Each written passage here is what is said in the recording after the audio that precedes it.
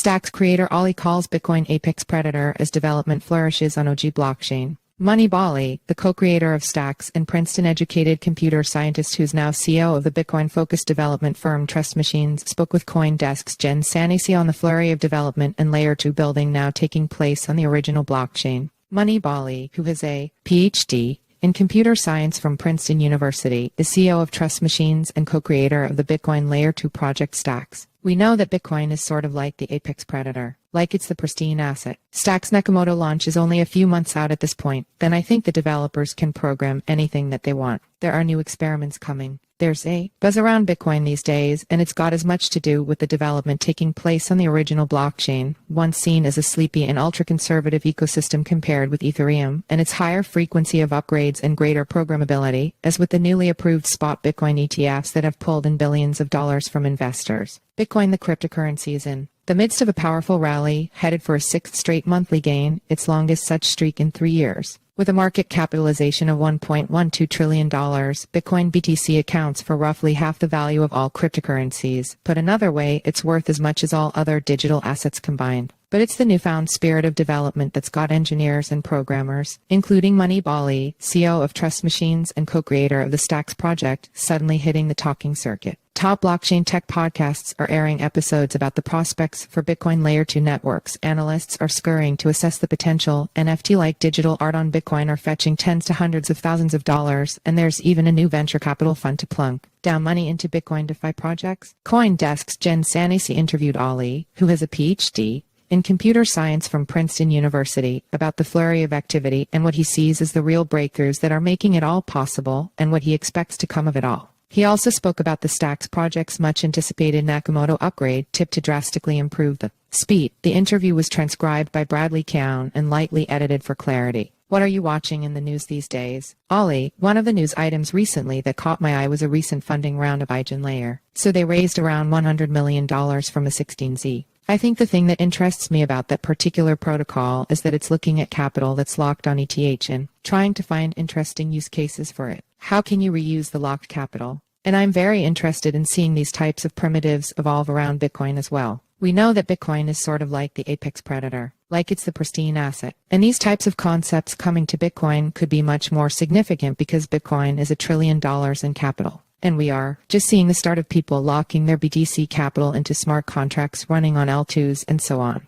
And I think if we can provide people with increased flexibility, where they could lock BTC in a contract, but then potentially reuse it in other interesting ways, obviously it comes with risks and all. Jenn Layer is a really hot topic lately, really exciting project that everyone is talking about. How difficult would it be to bring something like this to Bitcoin, and what kind of timeline would we be looking at to see this kind of development in the Bitcoin ecosystem? Ali, I think the main difficulty in bringing these types of protocols to Bitcoin has always been at the L2 infrastructure layer. So there are two parts to it. One is, what's the consensus mechanism for the L2? Is it really secured by Bitcoin? That's work that, for example, Stacks has done with the Stacks Nakamoto launch, where your transactions are secured by 100% of Bitcoin hash power. And the second thing is how secure it is to move your BTC from loan into L2. And over there, Stacks has done some work with SBTC, but other projects like BitVM actually reduce the trust assumption significantly. So I think we're making progress on both those two sort of like critical infrastructure points. Once that's done, and I think we are very close, Stacks Nakamoto launch is only a few months out at this point, then I think the developers can program anything that they want within the L2 environment. So that's sort of like the exciting part, that once these infrastructure challenges are behind us, I think we can unlock a lot of creativity by developers using BTC as the asset. For so long, Bitcoin was an ecosystem that was relatively unchanged, right? Sitting here in 2024, talking about these developments, how does it feel to be sitting here and talking about Bitcoin evolving at such a rapid pace? Ali, I think that's definitely interesting. I would say that from where I stand, it definitely took longer than I expected. For example, we knew that ecosystems outside of Bitcoin can move faster, they can take more risks, and they can innovate faster as well. But you can sort of watch some of those experiments and the stuff that's working out. For example, one clear example would be stablecoins. At this point, we know stablecoins work. They have clear product market fit. People want them. People want to use them. Then these primitives would come to Bitcoin. I think the coming to Bitcoin part was slower than we anticipated, but it definitely feels good that it's finally happening. And I think ordinals and KC Rod Armor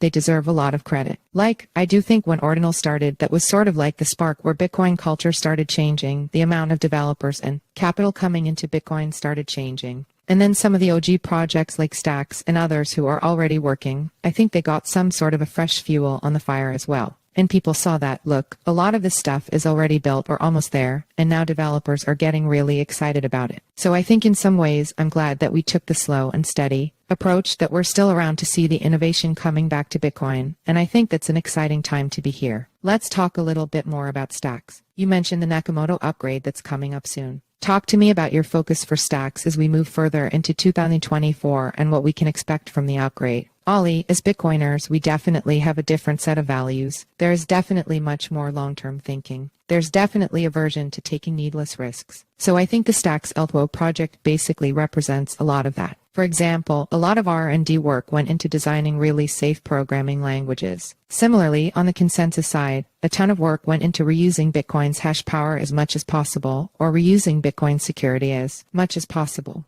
I think it definitely shows that long-term thinking. So the Nakamoto launch has been in the works, I would say at this point, almost like 2 years. And a lot of challenges, frankly, were operating as a decentralized ecosystem. Again, going back to the ethos of Bitcoin, the Stacks LTWO ecosystem itself is heavily decentralized. I think there are like 10 plus different entities that are contributing to some of the core software, and there are like 20 or more outside of that as well. And sometimes there is a lot of overhead and challenges in functioning as a decentralized ecosystem, but I think it's better for the long-term health as well. So with the Stacks Nakamoto, things are finally coming together, and maybe the timing would work out as well. A lot of devs are excited about doing the launch of Nakamoto, which is basically a much faster LTWO that is secured by 100% of Bitcoin hash power. And so people are looking forward to that increase in speed and functionality. But the timing might be very interesting because right now it's scheduled for approximately when Bitcoin halving is happening. And I think that would be sort of interesting because Bitcoin, there's a lot of attention on Bitcoin during the halving time. And if the major LTWO is doing a launch around the same time, I think that'd be very exciting. I'll be on the edge of my seat waiting for that. Let's talk a little bit about Bitcoin scalability. Layer 2 seconds are really meant to solve some of the scalability challenges with the network. Talk to me about if that's happening, what still needs to happen. Ali, let's say that at a rough approximation, 100 million people use Bitcoin. I think the numbers are off, depending on, what data set you use, but let's say approximately it's 100 million people right now. To get to 1 billion people, we know for sure that it's not going to happen on the Bitcoin loan.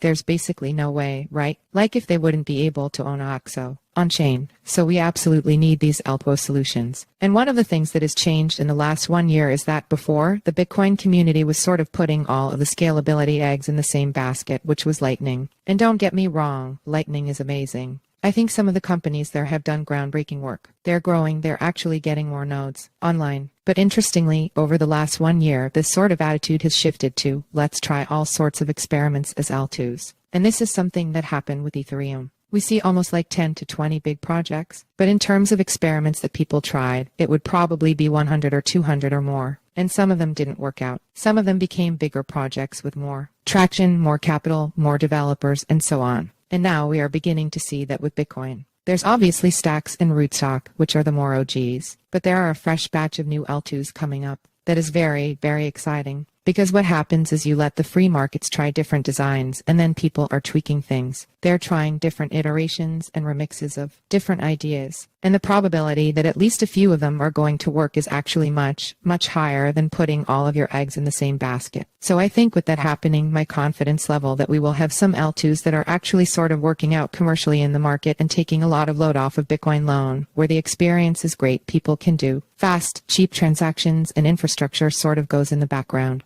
That's where we want to be, where Bitcoin infrastructure is just in the background. It's reliable, people just can do fast, cheap payments, and it sort of works all the time. And I think with these new experiments, I think some of the L2s would definitely be able to deliver on that. Ordinals have really revived the NFT narrative, and it's interesting that that came from the Bitcoin ecosystem. Do you think that we're going to see some of that traction that we saw with Ethereum come over to Bitcoin? Ali, I'll separate out the two things here. One about ordinals. I'm of the view that usually when something finds product market fit, there is like one core property that sort of stands out and people just get it, right? Often it's like something very simple. For the case of Bitcoin as money, it's 21 million coins. It's as simple as that. People know that there only ever will be 21 million coins, and it's durable, it's not going to change, and people get it. It's a very simple thing. And if you look at Ethereum, they've tried very complicated arguments around ultrasound money and how, supply is changing. And this and that complicated thing is actually not working. The simple, there will only be 21 million coins is actually what's working in the market. Same with NFTs when I look at it. Yes, there are many other factors, but just the fact that with ordinals, the image is literally on the chain.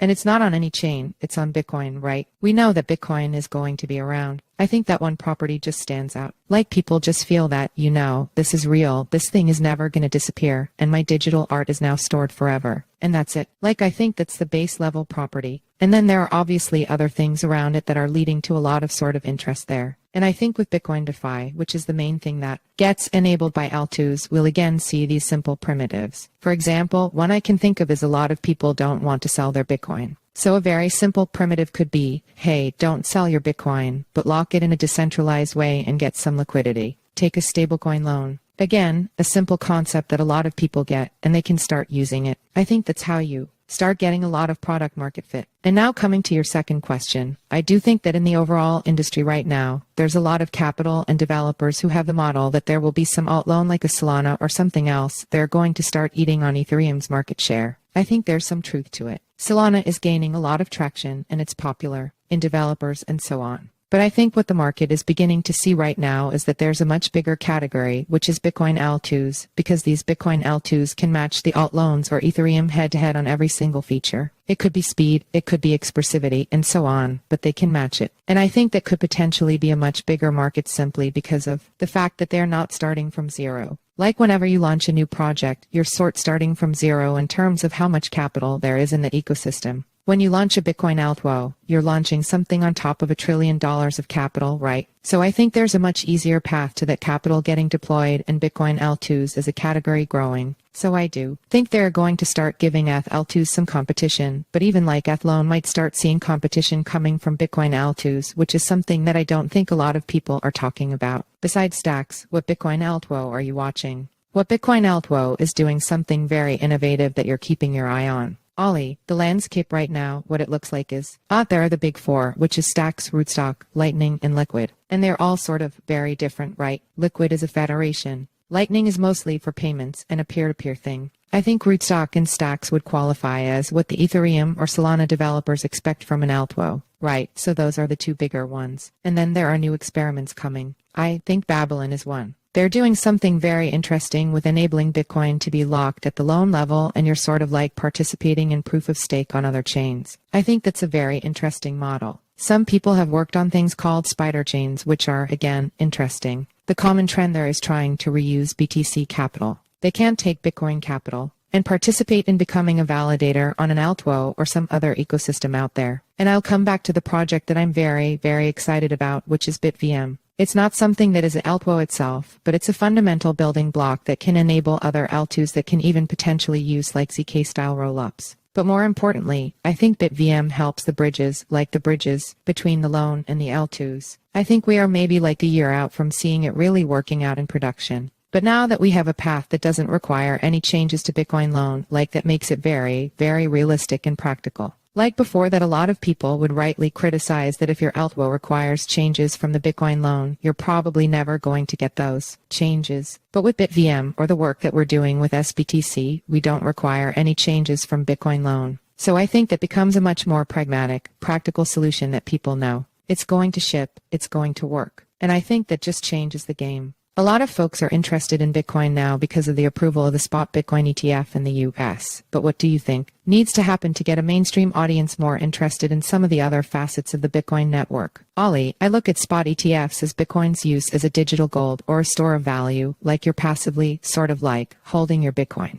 And I think for the mainstream users, one thing I'd love to see is more wallets like Lether or Xverse. These are kind of like next generation web wallets for Bitcoin. They have big built-in support for L2s. And I think they can expose people to actively using their Bitcoin. So in my mind, the model is that if you're using Bitcoin on the loan, maybe you have a hardware wallet, you're doing self-custody, or you just buy through an ETF. That's sort of like the store of value digital gold use case. But when you're using your Bitcoin in a wallet like Ledger or Xverse, which is like a modern web wallet, then you're doing interesting things with it. You might be able to swap against a stablecoin or purchase an ordinal or an NFT or participate in some smart contracts. And that's, I think, the more and more users that we see that are using Bitcoin in that modern way. I think that could be very exciting because once you use it, you can almost touch and feel it. And then you get the idea of how powerful this technology is versus just passively holding.